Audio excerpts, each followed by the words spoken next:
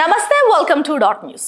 YCP ఉమ్మడి గుంటూరు జిల్లాలోని పలు అసెంబ్లీ నియోజకవర్గాల్లో కీలక మార్పులను చేపట్టనుంది.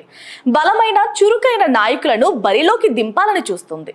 2024 ఎన్నికల్లో ఓటమిని ఒక చేదు అనుభవంగా చూస్తున్న వైసీపీ దాని నుంచి బయటపడేందుకు మార్గాలను వెతుకుతోంది.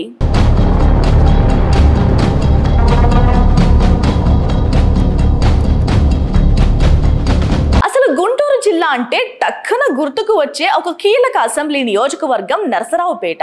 ఇది ఒకనాడు కాంగ్రెస్ కి కంచుకోట. కాసు బ్రహ్మానందరెడ్డి కుటుంబానికి ఈ నియోజకవర్గం అడ్డా.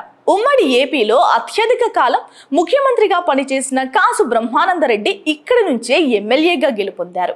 ఆ తరువాత కాసు వెంకటకృష్ణారెడ్డి 3 సార్లు గెలిచారు. వైసీపీ పుట్టాక వరుసగా 2 సార్లు గెలిచిన ఈ నియోజకవర్గం 2024 ఎన్నికల్లో చేజారడంతో ఆ పార్టీ హైకమాండ్ ప్రత్యేక దృష్టి పెడుతోంది. ఈ నియోజకవర్గంలో భారీ మార్పులు చేయాలని భావిస్తోంది. ఈ నియోజకవర్గం మీద ఎంతో మోజు ఉన్న గురజాల మాజీ ఎమ్మెల్యే కాసు మహేష్ రెడ్డిని ఇక్కడ ఇన్ఛార్జిని చేయాలని చూస్తోంది అని ప్రచారం అయితే నడుస్తోంది.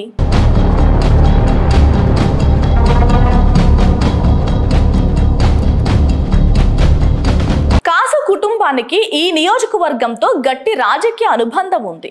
దీంతో దూకుడు రాజకీయం చేసే కాసు మహేష్ రెడ్డికి ఈ నియోజకవర్గం పగ్గాలు అప్పగిస్తే ఎలా ఉంటుంది అన్న ఆలోచన పార్టీ చేస్తున్నట్టు సమాచారం.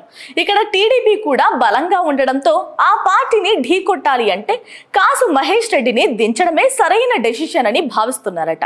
కాసు బ్రహ్మానందరెడ్డి సీఎంగా చేశారు. ఆయన రాజకీయ వారసుడిగా కాసు వెంకటకృష్ణారెడ్డి మంత్రిగా చేశారు. ఇప్పుడు 3వ తరంలో కాసు మహేష్ రెడ్డి రాజకీయం చేస్తున్నారు. దీంతో ఆయనకు ఈ సీటు అప్పగిస్తే నరసరావుపేటలో అసలే బలంగా ఉన్న వైసీపీని గెలిపించుకుని వస్తారని అంటున్నారు.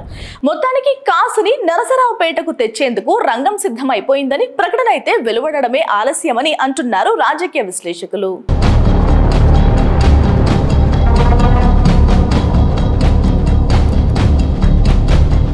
Please subscribe Dot News.